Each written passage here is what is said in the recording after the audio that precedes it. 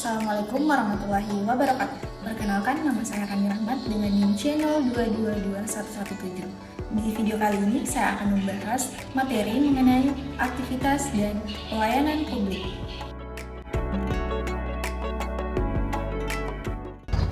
Memahami konsep pelayanan publik. Memahami konsep pelayanan publik melibatkan pemahaman tentang prinsip-prinsip dasar pelayanan yang dilakukan oleh pemerintah atau lembaga publik untuk memenuhi kebutuhan dan kepentingan masyarakat. Cara memahaminya meliputi yang pertama, mengidentifikasi kebutuhan masyarakat, yaitu memahami apa yang dibutuhkan dan diinginkan oleh masyarakat dari pelayanan publik. Yang kedua, memprioritaskan kepentingan masyarakat, yaitu mengutamakan kepentingan dan kesejahteraan masyarakat dalam merancang dan memberikan pelayanan.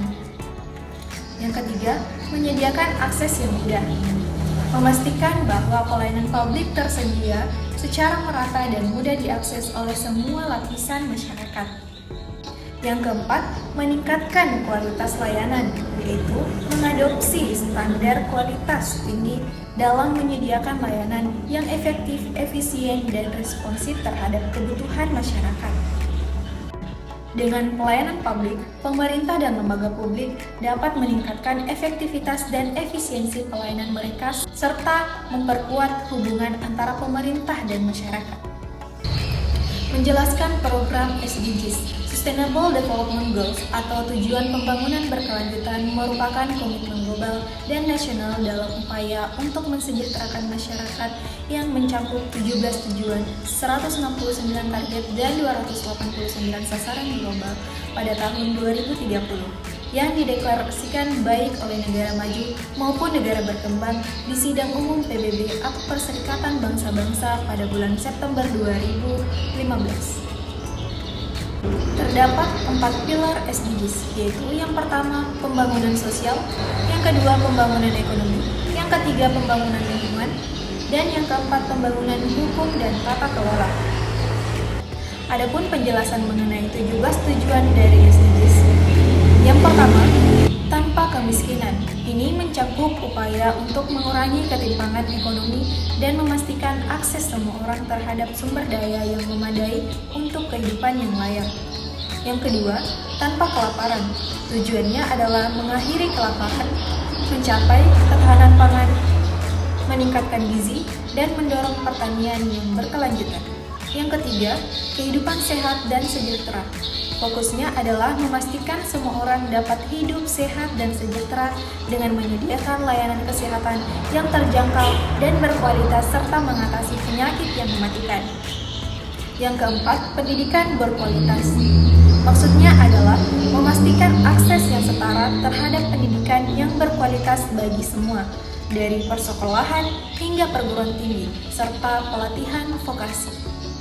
Yang kelima, kesetaraan gender. Tujuannya adalah mencapai kesejahteraan gender dan memberdayakan semua perempuan dan anak perempuan termasuk mengakhiri diskriminasi, kekerasan, dan praktik yang merugikan lainnya. Yang keenam, air bersih dan sanitasi layak. Fokusnya adalah untuk memastikan semua orang memiliki akses terhadap air bersih yang aman dan sanitasi yang layak serta mengelola sumber air secara berkelanjutan. Yang ketujuh, energi bersih dan terjangkau. Maksudnya adalah memastikan akses terjangkau, andal, berkelanjutan, dan modern terhadap energi bagi semua, serta mengalihkan investasi menuju energi terbarukan. Yang kedelapan, pekerjaan layak dan pertumbuhan ekonomi. Tujuannya adalah memastikan semua orang memiliki pekerjaan layak, produktif, dan berkelanjutan, serta mendorong pertumbuhan ekonomi yang inklusif dan berkelanjutan. Yang kesembilan, industri, inovasi, dan infrastruktur. Fokusnya adalah membangun infrastruktur yang kuat berkelanjutan serta mendorong inovasi dan pembangunan industri yang berkelanjutan. Yang kesepuluh, berkurangnya kesenjangan. Maksudnya adalah mengurangi kesenjangan antara kelompok-kelompok sosial, ekonomi, dan geografis serta memastikan bahwa semua orang memiliki kesempatan yang sama. Yang ke-11, kota dan pemukiman yang berkelanjutan. Tujuannya adalah membuat kota dan pemukiman menjadi tempat yang aman, tahan bencana, dan berkelanjutan, serta memperhatikan kebutuhan semua penduduknya. Yang ke-12, konsumsi dan produksi yang bertanggung jawab. Fokusnya adalah mengurangi jejak lingkungan dari konsumsi dan produksi, serta mempromosikan gaya hidup yang berkelanjutan dan efisiensi sumber daya. Yang ke-13, penanganan perubahan iklim. Maksudnya adalah mengambil tindakan tanggapan terhadap perubahan iklim dan dampaknya, serta memperkuat ketahanan terhadap bencana terkait iklim. Yang ke-14, ekosistem laut.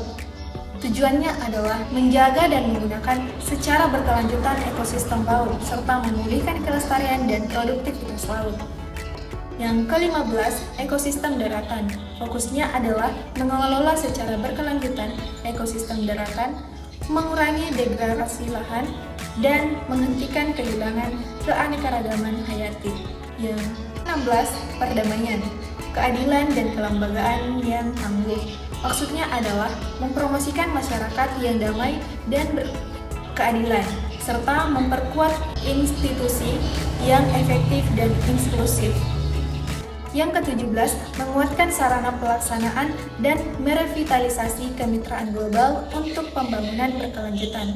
Tujuannya adalah memperkuat alat-alat pelaksanaan dan pembangunan kemitraan yang efektif antara pemerintah, masyarakat sipil, dan sektor swasta untuk mencapai tujuan pembangunan berkelanjutan. Ketetapan mendeskripsikan keterkaitan pelayanan publik dengan akuntansi sektor publik. Keterkaitan antara pelayanan publik dan akuntansi sektor publik adalah bahwa akuntansi sektor publik memberikan kerangka kerja untuk mencatat, melacak, dan melaporkan penggunaan dana publik dalam menyediakan layanan publik. Ini mencakup mengelola anggaran, memastikan akuntabilitas dan transparansi dalam pengelolaan keuangan publik, serta mengukur efisiensi dan efektivitas penggunaan sumber daya dalam memberikan layanan kepada masyarakat. Dengan kata lain, bahwa akuntansi sektor publik membantu memastikan bahwa penggunaan dana publik untuk menyediakan layanan publik dapat dipertanggungjawabkan dan dapat terukur. Demikianlah pembahasan mengenai aktivitas dan pelayanan publik. Lebih dan kurangnya mohon dimaafkan. Saya akhiri dengan ucapan wassalamualaikum warahmatullahi wabarakatuh.